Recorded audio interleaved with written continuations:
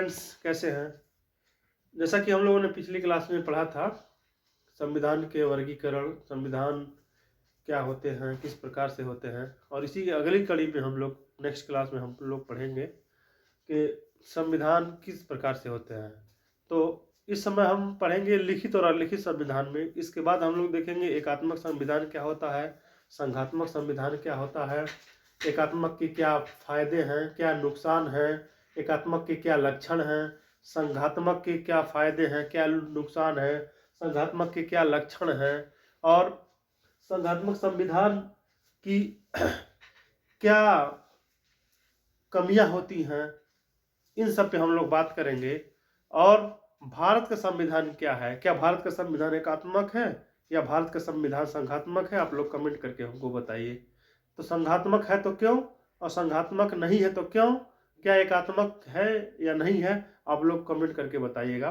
तो हम लोग शुरू करते हैं संविधान की प्रकृति के अगले क्रम में लिखित संविधान और अलिखित संविधान। तो कैसे मानेंगे कि यहाँ की संविधान लिखित है और लिखित संविधान में क्या क्या उसकी विशेषताएं होती हैं, लिखित संविधान में किन किन प्रश्नों का, किन किन चीज़ों का समन्वय होता है, समावेश होता है, उस पर हम लोग चर्चा करेंगे। देखिए, जैसे कि मैंने पहले ही लिख दिया है, लिखित संविधान और अलिखित संविधान में क्या अंतर होते हैं और इसमें कौन कौन से लक्षण होते हैं। तो पहला नंबर इसमें लिखा है कि लिखित अंश अधिक और अलिखित अंश कम। देखिए, मैंने पहले भी ये बात बोला है कि लिखित संविधान का मतलब ये नहीं होता है कि सब कुछ लिखित होता है और कुछ अलिखित नहीं होता है, और अलिखित संविधान का मतलब ये भी नहीं होता है कि कुछ भी लिखा नहीं हो और सब वैक्यूम में है और सब बाहर है। तो जिसका अंश कम, जैसे लिखित का अंश कम तो अलिखित का अंश अधिक, तो वो संविधान को अलिखित मानेंगे। अगर लिखित का अंश अधिक और अलिखित का कम तो उसको लिखित संविधान मानेंगे। तो जैसे अलिखित में अलिखित का अंश अधिक होता है और लिखित का अंश कम होता है। ये जो लिखित संविधान होता है वो निर्मित संविधान होता है, याद रखिएगा, निर्मित संविधान होता है लिखित संविधान। और ये जो है अलिखित संविधान होता है वो विकसित संविधान होता है। जैसे ब्रिटेन का वहाँ की रूढ़ियों, प्रथाओं और इत्यादि के आधार पे वहाँ का संविधान विकसित हुआ है। ठीक, ये जो लिखित संविधान होता है, तीसरा नंबर है संविधान सभा द्वारा निर्मित होता है। लिखित संविधान में संविधान सभा द्वारा निर्मित होता है, जबकि अलिखित संविधान में संविधान सभा नहीं होती है या संविधान सभा नहीं होती है। और चौथा नंबर अगर हम देखेंगे कि निर्मित होने और लागू होने की तारीख निश्चित होती है।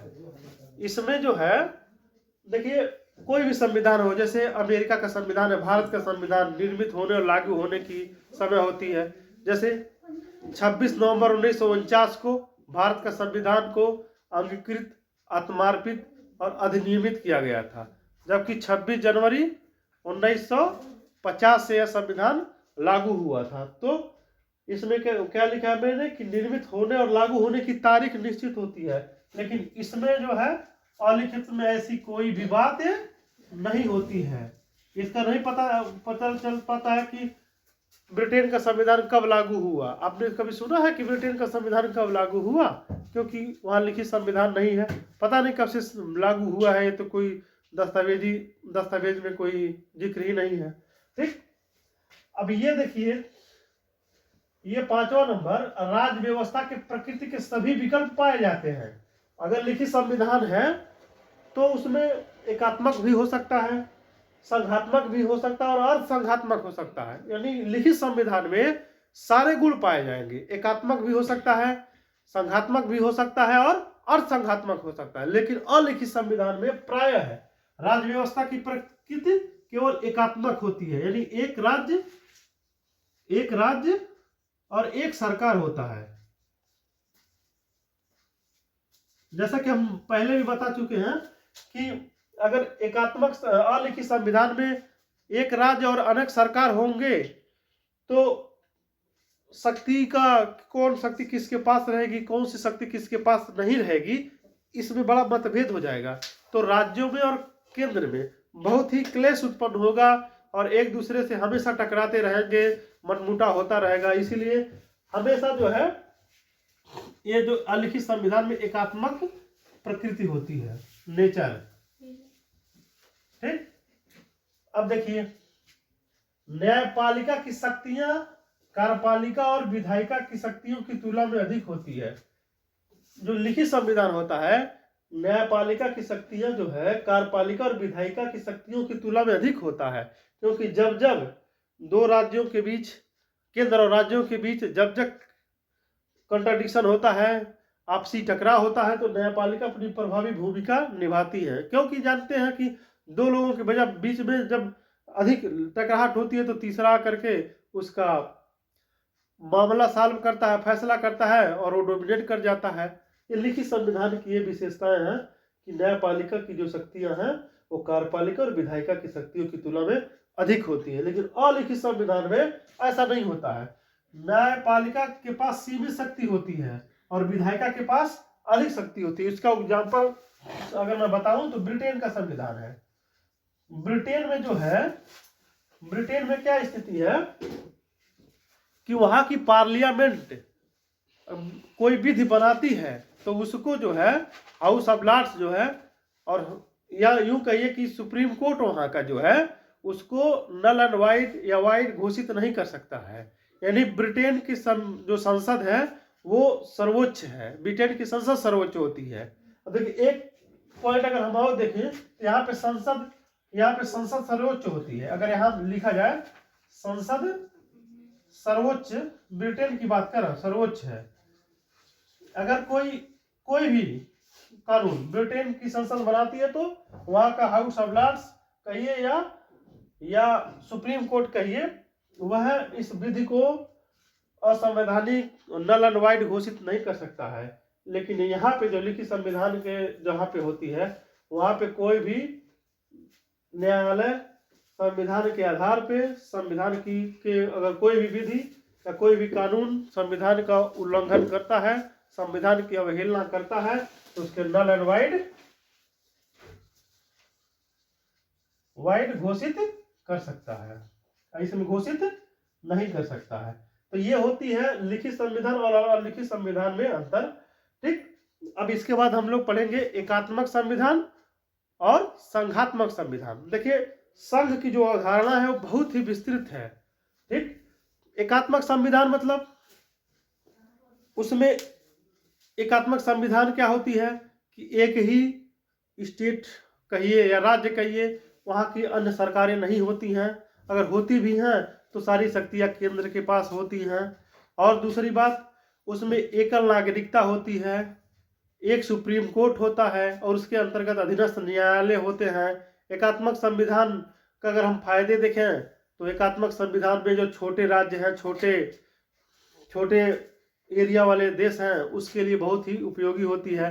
एकात्मक संविधान में और फायदे देखें तो उसमें क्या होता है कि त्वरित न्याय प्रणाली होती है। त्वरित जैसे इमरजेंसी के टाइम अगर एकात्मक है तो तुरंत सरकार एक्टिव हो जाती है, और संघात्मक है तो सारे लोगों को कई मीटिंगें बुलाई जाती हैं, कई बैठकें होते हैं, उसके बाद से जाकर के लोग डिसीजन लेते हैं कि इस पे क्या किया जाए क्या नहीं किया। जैसे भारत में जैसे किसी पे अगर बहुत महत्वपूर्ण संशोधन करना है तो अगर महत्वपूर्ण संशोधन करना है तो उसमें क्या होगा कि वह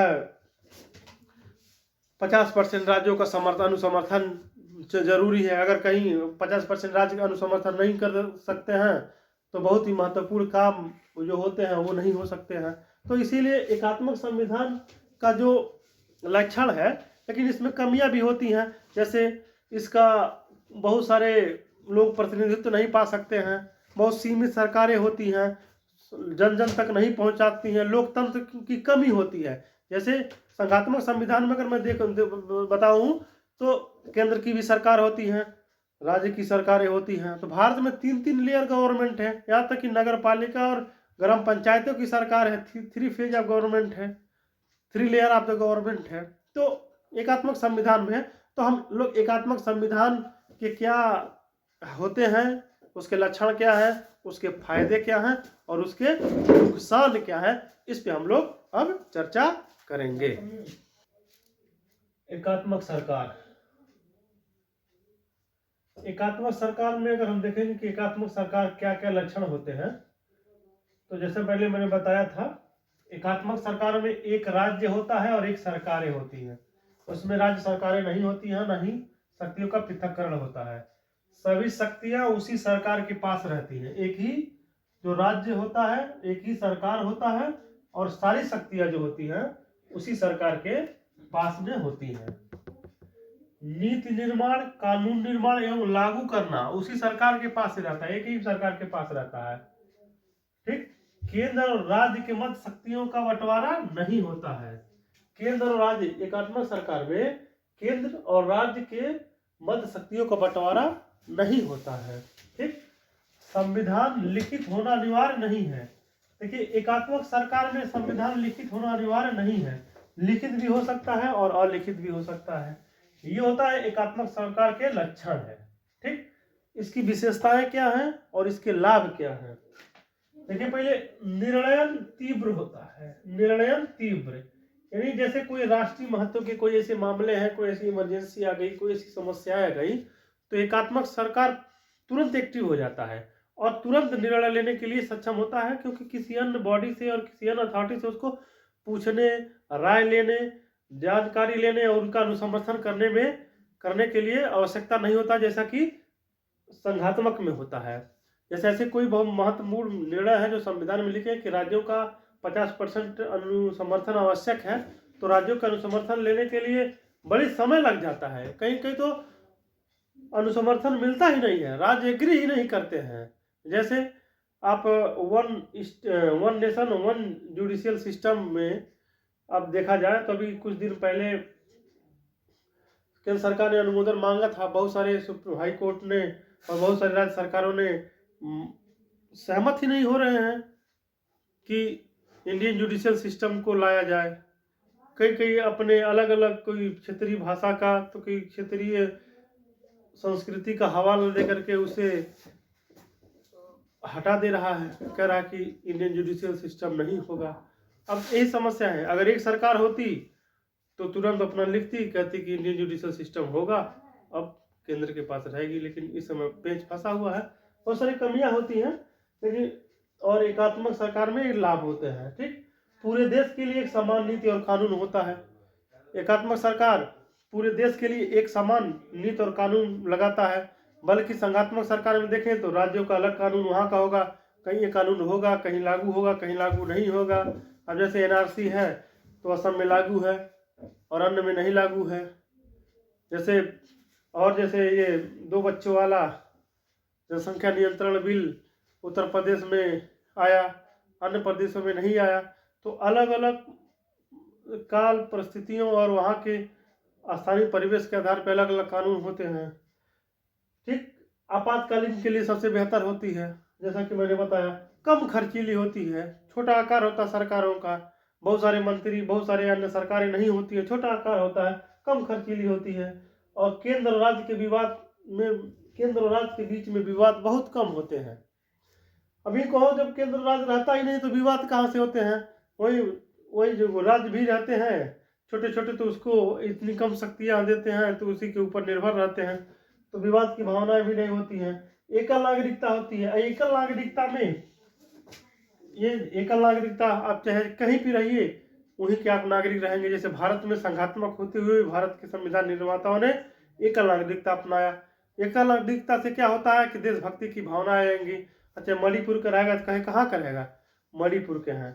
उत्तर प्रदेश का है तो यूपी के हैं, बिहार का है तो बिहार के हैं। तो अलग अलग थोड़ी सी होता नहीं है कि अलगाववादी विचारधारा है और थोड़ी सी ऐसा लगता है कि चलिए दूसरे देश का है। लेकिन मणिपुर का कहता कि मैं इंडियन हूँ, केरला का कहता कि मैं इंडियन हूँ, तमिलनाडु का कहता कि मैं इंडियन हूँ, ऊपर कश्मीर से लेकर के कन्याकुमारी तक, इधर नारायण सरोवर से लेकर उधर से किबुतु तक, पूरा चारों जगह के लोग कहते हैं कि मैं इंडियन हूँ, मैं इंडियन हूँ।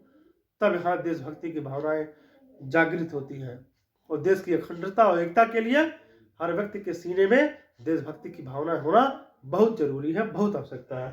तो ये होता है। छोटे देश में अधिक सफल होता है। जैसे छोटा देश है, छोटे एरिया है, कम जनसंख्या है, तो वहाँ पे यह बहुत ज़्यादा सफल होता है। बड़े देशों के लिए ऐसी नहीं होती है। अब हानि और कमियां क्या होती हैं कि केवल एक ही सरकार होता है, सबका प्रतिनिधित्व नहीं होता, बहुत कम लोग होते हैं, तो सबका प्रतिनिधित्व नहीं हो पाता है। और एक ही सरकार और अन्य वहाँ की जैसे बहुत सारी समस्याएं होती हैं, दूसरे देश की बहुत सारी समस्या आती हैं, अलग अलग कानूनों अलग अलग विधियों की जरूरत होती है। जैसे जिस विधि की जिस कानून की हमको जरूरत नहीं है, अगर दूसरे के लिए बनाएंगे तो हमारे पे ऑटोमेटिक लागू हो जाता है, क्योंकि वन नेशन वन विधान टाइप का होता है। तो ये सारी कमियां होती हैं। बड़े देशों में विफल है, बड़े देशों में सफल नहीं है, क्योंकि जन जन तक इसकी भागीदारी नहीं पहुंच पाती है। निरंकुशता की संभावना अधिक होती है, क्योंकि सारी शक्तियां केंद्र के पास होती हैं और केंद्र का कोई भी आकर के व्यक्ति निरंकुश हो सकता है, डोमिनेट कर सकता है, अपने हाथ में पूरी शासन प्रणाली लेकर के अपने हिसाब से शासन प्रणाली का संचालन कर सकता है। तो ये सारी कमियां होती हैं, लेकिन फिर भी कोई बात नहीं।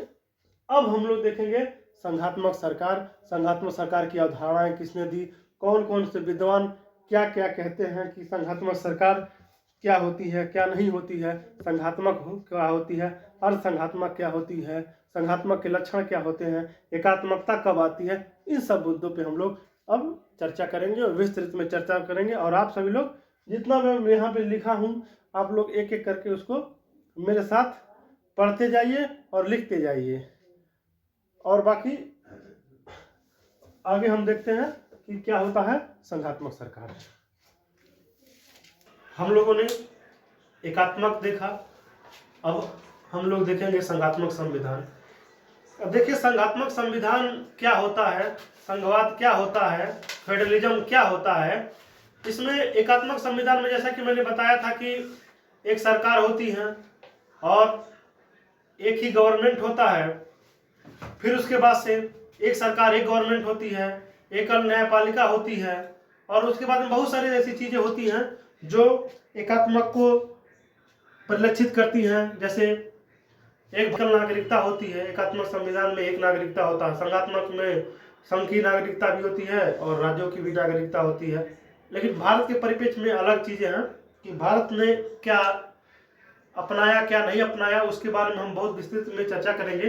लेकिन हम ये जानेंगे कि संघवाद होता क्या है। देखिए संघवाद की जो अवधारणा है वो 3 चरण में होती है। संघवाद में अगर हम देखेंगे कि ये संघवाद है, फिर यहां से आएंगे, ये है, ये 3 है। ये पहला है शास्त्रीय विवेचना, ठीक, जिसको क्लासिकल CLASSICA थियरी, ठीक, क्लासिकल थियरी है, ठीक, उद्भव के आधार पे, उद्भव सिद्धांत, ठीक, जिसको ओरिजिन कहते हैं, ठीक। और तीसरा जो कार्यात्मक सिद्धांत,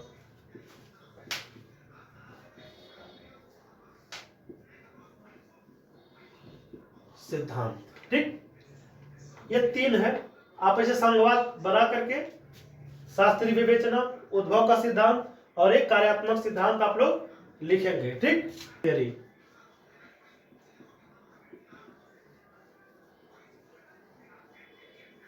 ठीक। यानी संघवाद के 3 सिद्धांत हैं, 3 प्रारूप हैं। एक शास्त्रीय विवेचना जिसको क्लासिकल थियरी, उद्भव सिद्धांत ओरिजिन थियरी,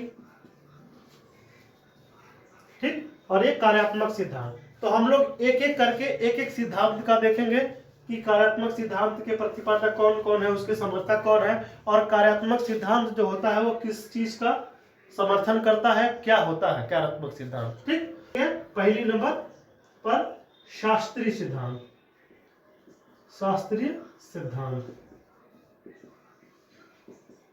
यहां पे विवेचना लिखिए या सिद्धांत भी लिख सकते हैं, ठीक, जिसको क्लासिकल,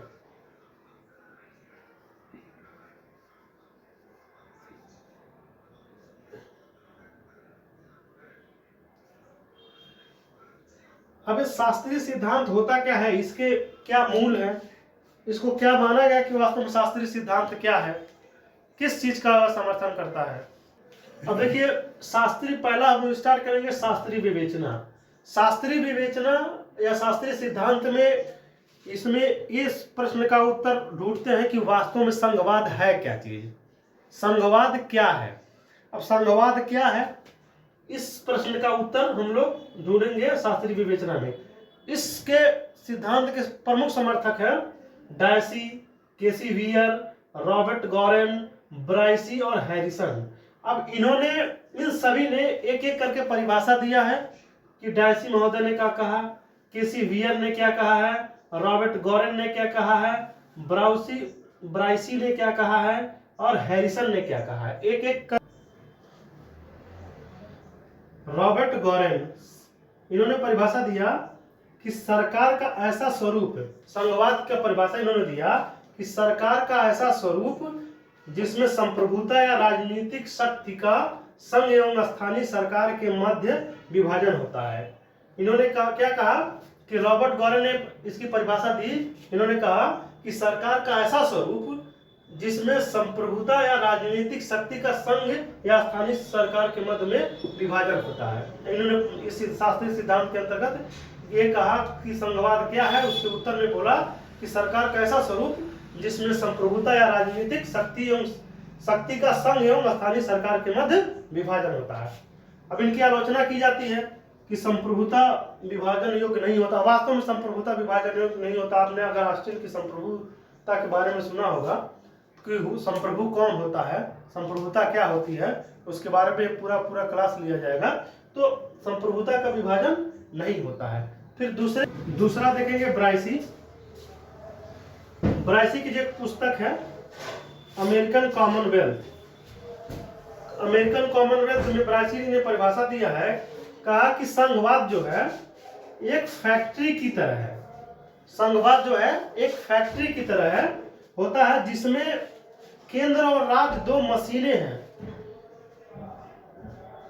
जो एक दूसरे से जुड़ी हैं तथा वे एक दूसरे के कार्य में हस्तक्षेप नहीं करते हैं। बहुत ही बढ़िया परिभाषा दिया ब्राइसी महोदय ने। इनके पुस्तक है अमेरिकन कॉमनवेल्थ। मतलब केंद्र और राज्य एक फैक्ट्री की तरह है जिसमें दो मशीनें रखी हैं, एक केंद्र है एक राज्य है। वो दोनों लोग अपना काम करते रहते हैं लेकिन एक दूसरे के कार्यों में हस्तक्षेप नहीं करते हैं। ये परिभाषा दिया है ब्राइसी महोदय ने। और अब हम अगले परिभाषा में जाएंगे, जो है केसी वियर महोदय ने दिया है कि इन्होंने परिभाषा में ये कहा है कि संघवाद सामान्य एवं क्षेत्रीय सरकार के मध्य शक्तियों का विभाजन है। क्या कहा केसी वियर महोदय ने कि संघवाद सामान्य एवं क्षेत्रीय सरकार के मध्य शक्तियों का विभाजन है और दोनों अपने क्षेत्र में स्वतंत्र रहते हुए एक दूसरे के सहयोग में कार्य कर सकते हैं। यानी कोऑपरेटिव फेडरलिज्म का इन्होंने थोड़ा सा हिंट दिया कि वास्तव में एक दूसरे से सहयोग में ही काम करते हैं, एक दूसरे के विरोध में काम नहीं हो सकता है। वास्तव में अगर केंद्र और राज्य एक दूसरे के विरोध में काम करें तो संवैधानिक जो शक्तियां हैं एक दूसरे से बैलेंस बना पाना बड़ा मुश्किल काम होगा। इसीलिए केसी वियर महोदय ने कहा कि एक दूसरे के सहयोग में कार्य करते हैं। और ये जो परिभाषा है संघवाद के लिए बहुत ही उपयोगी है और बहुत हद तक भारतीय संघवाद के निकट है। अब 5 टेस्ट ऑफ फेडरलिज्म की अगर ये 5 चीजें, इन्होंने कहा कि अगर ये 5 चीजें अगर मिल जाती हैं तो समझ लीजिए कि फेडरलिज्म का यहाँ पे प्रभाव है, फेडरलिज्म का प्रारूप है संविधान। जैसे क्या है, लिखित संविधान होनी चाहिए, दूसरा कठोर संविधान होना चाहिए, तीसरा स्वतंत्र न्यायपालिका होनी चाहिए और दोनों सरकारें जनता से संबंध हो। यानी ऐसा नहीं है कि एक केवल सरकार हो, जनता का कोई इसमें रोल ना हो या जनता के प्रति उसकी उत्तरदायित्व ना हो या उसका जनता के प्रति उत्तरदायी ना हो। इन्होंने कहा, केसी वियर महोदय ने कहा कि दोनों सरकारें जनता से संबंध हो और कर का क्षेत्र निश्चित हो। अब आप सोचेंगे कर का क्षेत्र मतलब कि यह निश्चित हो कि राज्य सरकार किन किन मदों में या किन किन क्षेत्रों में कर वसूल सकती है और केंद्र सरकार किन किन क्षेत्रों में और किन किन मदों में कर वसूल सकता है। ये 5 टेस्ट है फेडरलिज्म का जो केसी वियर महोदय ने दिया और ये परिभाषा है। अब हम आगे बात करेंगे अगले सिद्धांत की। ये शास्त्रीय सिद्धांत का ये 3 लोगों की परिभाषा उनके प्रकार के बारे में बताया गया है। अब हम लोग पढ़ेंगे संघवाद के उद्भव का सिद्धांत। उद्भव का सिद्धांत में किन सिद्धांतों का अध्ययन किया जाता है? उद्भव के सिद्धांत में हम लोग देखेंगे किन सिद्धांतों का अध्ययन किया जाता है। अगर समाजशास्त्री विचारधारा या शास्त्रीय विवेचना के अंतर्गत हम लोग जब देख रहे थे तो उसमें हमको ये खोजना था कि वास्तव में संघवाद होता क्या है। अब सेकेंड वाले में संघवाद के उद्भव के सिद्धांत में हमको ये बताना है कि किन किन सिद्धांतों का प्रयोग करते हैं और कौन कौन से सिद्धांतों को पढ़ना पड़ता है या अध्ययन किया जाता है। पहला समाजशास्त्रीय सिद्धांत है। समाजशास्त्रीय सिद्धांत के 2 समर्थन हैं, लेविग्स्टन और वाइल्डवास्की है।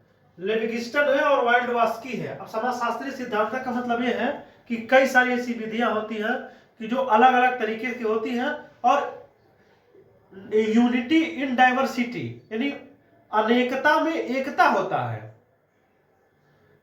कई विधियां, कई समाज एक दूसरे से मिल करके और एक समाज का निर्माण करके हुए सामाजिक चेतना का निर्माण करते हुए एक साथ में रहते हैं। तो समाजशास्त्रीय सिद्धांत का ये विवेचना करता है। इसमें कहता है बहुविध धारकों का सिद्धांत। अगला है बहुविध धारकों का सिद्धांत। इसका मतलब यह है कि संघ निर्माण की इच्छा और स्वतंत्रता होनी चाहिए। इस सिद्धांत के अंतर्गत ये बोलता है कि संघ निर्माण की इच्छा और स्वतंत्रता होनी चाहिए और क्षमता भी होनी चाहिए। निर्माण की स्वतंत्रता है, इच्छा है, क्षमता नहीं है तो बहुविध धारकों का सिद्धांत लागू नहीं होगा। यानी संघ निर्माण की इच्छा भी होनी चाहिए, स्वतंत्रता भी होनी चाहिए और क्षमता भी होनी चाहिए। और एक राजनीतिक सिद्धांत। राजनीतिक सिद्धांत का तात्पर्य यही है कि ये शक्ति और इच्छा शक्ति या किसी स्टेट का की राजनीतिक इच्छा है या वहां पे एक ऐसी किसी एक परिदृश्य में भूदृश्य में कोई राज्य का निर्माण हो गया है या कोई राज्य है। अब वहां पे उस संविधान को कौन से प्रारूप देंगे, संघात्मक देंगे या एकात्मक देंगे। अगर हम भारत के परिप्रेक्ष्य में बात करें तो अंग्रेजों ने हमें आजाद किया। अब हमारे पास ऐसा ऑप्शन था कि हम क्या करें, संघात्मक रखें कि एकात्मक रखें, तो इच्छा शक्ति के ऊपर है। और इसी के आधार पर यह दिया गया कि राजनीतिक सिद्धांत कि वास्तव में जो विकास हुआ है राजनीति वहां की क्या है। जैसे भारत में जब एकात्मक का भी स्वरूप दिखा, लेकिन उस समय जब बहुत सारे विविधताएं थी, बहुत सारे क्षेत्रों का शासन नहीं कर पाते थे, तो उसके बाद में क्या किए।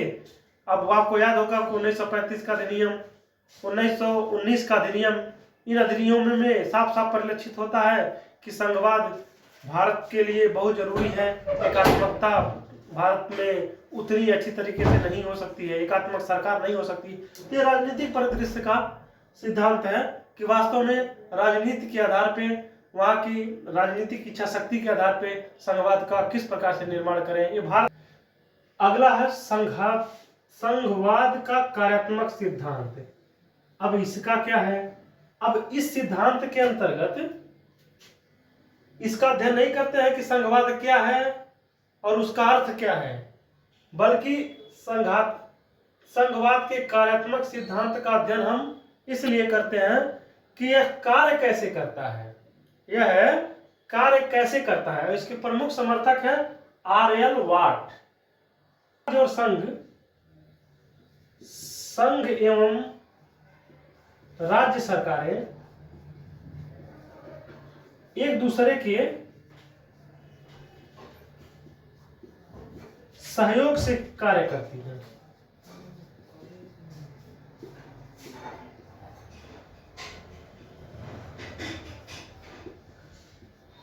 मतलब अब देखिए कोऑपरेटिव फेडरलिज्म की यहाँ भी आपको थोड़ी सी झलक देखने को मिलती है कि एक दूसरे के सहयोग में काम करते हैं। देखिए हम संविधान के उन सिद्धांतों की बात कर रहे हैं।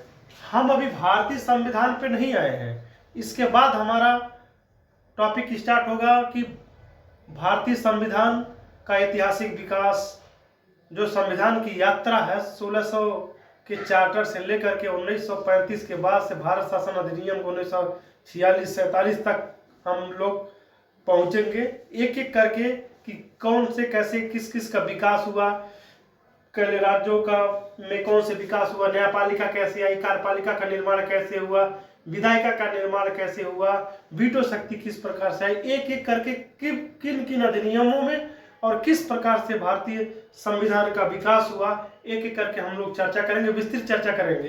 देखिए संवैधानिक विधि में ये शुरू में जान लेना बड़ा आवश्यक है, क्योंकि अगर हम बीच में कहेंगे कि भारत का तो स्वरूप एकात्मक है, नहीं संघात्मक है, तो कभी एकात्मक हो जाता तो कभी संघात्मक हो जाता, तो कैसे जानेंगे आप कि जब आपको पता ही नहीं चलेगा कि एकात्मक के कौन कौन से लक्षण होते हैं, संघात्मक के कौन कौन से लक्षण होते हैं, तो आपको जब ये पता ही नहीं रहेगा तो आगे कैसे डिसाइड करेंगे कि ये संविधान एकात्मक है, वो संविधान संघात्मक है, न एकात्मक के लक्षण अधिक है। आगे मैं बताऊंगा, कनाडा का संविधान बताऊंगा, यूएसए का संविधान बताऊंगा, ब्रिटेन का संविधान बताऊंगा, ऑस्ट्रेलिया का संविधान बताऊंगा, दक्षिण अफ्रीका का संविधान बताऊंगा, और उसके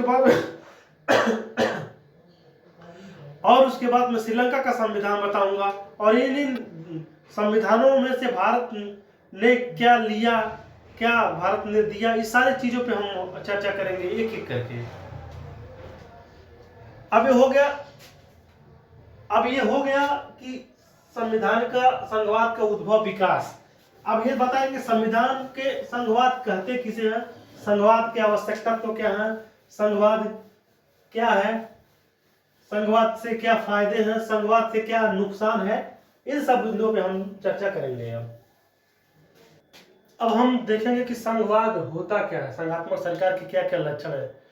अब देखिए संघात्मक सरकार के द्वैध सरकार होती है, मतलब दो सरकारें होती हैं, एक केंद्र सरकार भी होगी और राज्य सरकारें होंगी। शक्तियों का बंटवारा होगा, केंद्र के पास कौन सी शक्तियां हैं, राज्य के पास कौन सी शक्तियां हैं। जैसे भारत में देखा जाए, भारतीय संविधान के परिप्रेक्ष्य में तो 7वीं अनुसूची में बताया गया कि कौन सी शक्तियां केंद्र के पास रहेंगी, कौन सी शक्तियां राज्य के पास रहेंगी। वहां देखिए प्राय लिखित संविधान होता है। अगर लिखित संविधान इसलिए होता है क्योंकि लिखित संविधान में ही ये बताया जाएगा कि कौन शक्ति केंद्र के पास होगी, कौन सी शक्ति राज्य के पास होगी, कब कब केंद्र राज्य की शक्तियों का उपयोग कर सकता है। इन सब चीजों का लिखित प्रमाण। अगर गौर कीजिए, यदि संविधान लिखित ना होगा तो क्या होगा, तो अगर संविधान लिखित नहीं होगा तो केंद्र सारी शक्तियां अपने पास ले लेगा और राज्य शक्ति विहीन हो जाएगा, राज्य का अस्तित्व ही खत्म हो जाएगा। प्राय ऐसा देखने को मिलता है। कठोर संविधान होगा। कठोर संविधान इसलिए होगा कि केंद्र राज्य की शक्तियों को हड़प न पाए और जल्दी से आसानी से उसको संशोधन करके उसको समाप्त न कर पाए, इसलिए कठोर संविधान। स्वतंत्र न्यायपालिका, न्यायिक समीक्षा होनी चाहिए। न्यायपालिका एकदम स्वतंत्र होनी चाहिए, किसी के अधीन नहीं होनी चाहिए, उसको स्वतंत्र रूप से निर्णय लेने में सक्षमता होनी चाहिए, यह स्वतंत्र न्यायपालिका होना चाहिए। और जुडिशियल रिव्यू का, न्यायिक समीक्षा का भी शक्ति होना चाहिए। अब देखिए जुडिशियल रिव्यू का जो है एक बड़ा इतिहास रहा है। इसका जो जुडिशियल रिव्यू के बारे में थोड़ा सा जान लीजिए। जुडिशियल रिव्यू का जो पहली बार जो आया वो अमेरिका में आया, मरबरी बना मेडिसन के मामले में।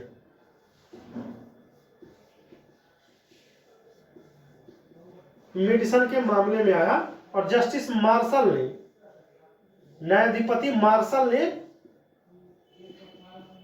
इस सिद्धांत का प्रतिपादन किया था। इसमें थोड़ा सा आप कहीं अगल बगल में नोट कर लीजिएगा। अमेरिका में आया, मरबरी बनाम मेडिसन के मामले में आया, जस्टिस मार्शल ने न्यायिक समीक्षा, जिसको जुडिशियल रिव्यू कहते हैं, उसका प्रतिपादन किया। और फिर उसके बाद में उसी के आधार पर भारत में हर जगह जुडिशियल रिव्यू, जहां जहां इस प्रकार से संघात्मक संविधान है वहां जुडिशियल रिव्यू के आवश्यक तत्व के रूप में संविधान का एक अंग बन गया है। देखिए संविधान में कहीं लिखा नहीं है, लेकिन फिर भी उसका आशय हम लोग निकाल लेते हैं कि हाँ यहाँ वास्तव न्यायिक समीक्षा का है।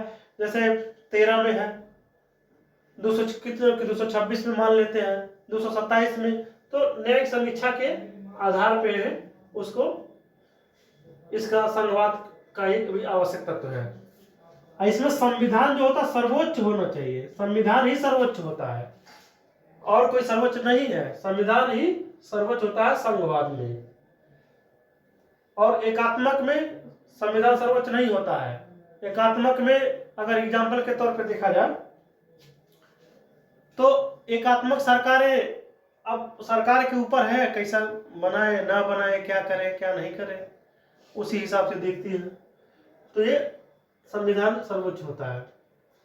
अब इसके लाभ क्या क्या है? ज्यादा व्यापक सरकार नहीं, जन जन तक लोकतांत्रिक भावनाएं, लोकतंत्र कैसे होता है, अधिक से अधिक लोगों का व्यापक सरकार बन जाएगी। बहुत सारे लोग राजनीति में अपना इंटरेस्ट लेंगे। छोटे छोटे स्तर पर सरकारें होती है। भारत में देखा जाए तो 3 सरकारें काम करती हैं, केंद्र सरकार, राज्य सरकार और ग्राम पंचायतों की सरकारें, वो भी सरकार के तौर पे काम करती हैं। और निरंकुशता की संभावना कम हो जाती है इसमें, क्योंकि शक्तियों का पृथक्करण होता है, तो इसमें निरंकुशता की संभावना बहुत कम हो जाती है।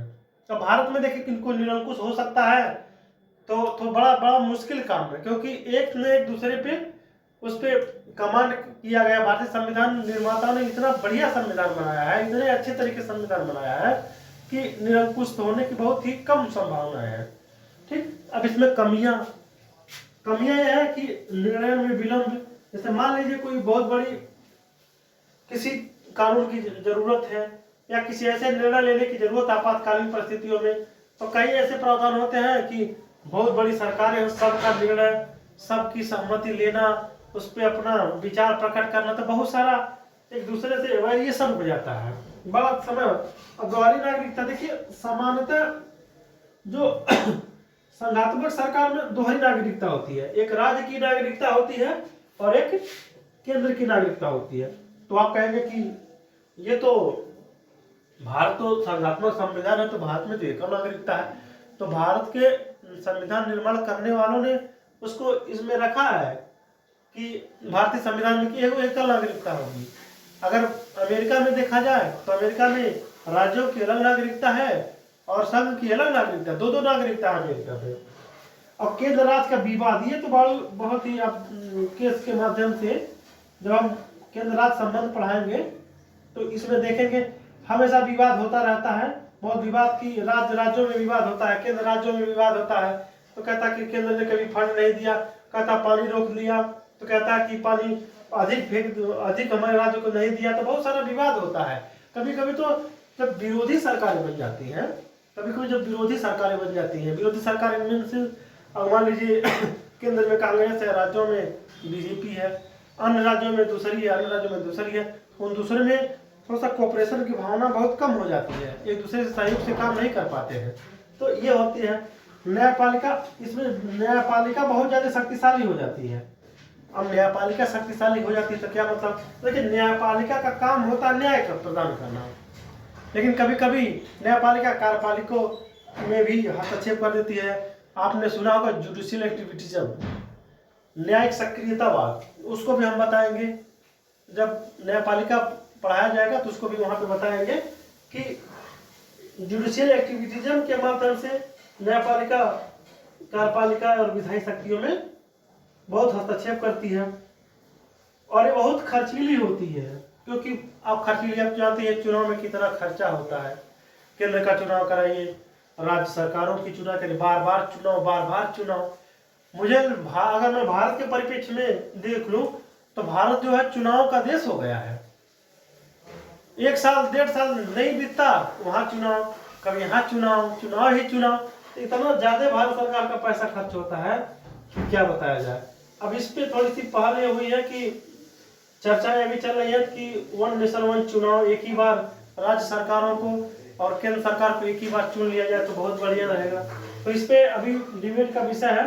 पहले तो होता था ऐसा ही, लेकिन बीच में कुछ सरकारों में इमरजेंसी लगानी पड़ी, तो उसके बाद से थोड़ा सा चुनाव का जो है आगे पीछे हो गया राज्य सरकारों का। और आप तो जानते हैं कि 1975 के बाद से और 1993 तक कितनी सरकारें बनी, केंद्र में कितनी बिगड़ी, आप तो क्या बताया जाए। उसके बारे में भी विस्तृत चर्चा करेंगे जब संघ के बारे में बताएंगे। तो ये रहा है आपका संघवाद का स्वरूप। फिर हम मिलेंगे नेक्स्ट क्लास में, नेक्स्ट में। और आप जो मैं लिखूँ एक एक करते लिखते जाइए, ये बहुत महत्वपूर्ण है। अगर इसको नहीं जानेंगे आप कि संघात्मक सरकार क्या होता है, एकात्मक सरकार क्या होता है, तो भारतीय संविधान के परिप्रेक्ष्य में आप समझ नहीं पाएंगे। समस्याएं होंगी, हमेशा समस्या होंगी। इसलिए शुरुआती दौर में ये सब चीज़ों को समझना बहुत जरूरी है। और परीक्षाओं में बहुत पूछता भी है कि संघात्मक सरकार के इसमें से कौन से लक्षण नहीं है, संघात्मक सरकार के लक्षण कौन से नहीं है। इसलिए पूरी ईमानदारी के साथ आप लोग अच्छे तरीके से इसको लिख लीजिए, और इसको एक आध बार लिखने के बाद 1-2 दिन के बाद रिवीजन मार लीजिएगा, आप लोगों को ये याद हो जाएगा। तो फिर मिलते हैं एक नए बेहतर क्लास में, तब तक के लिए जय हिंद।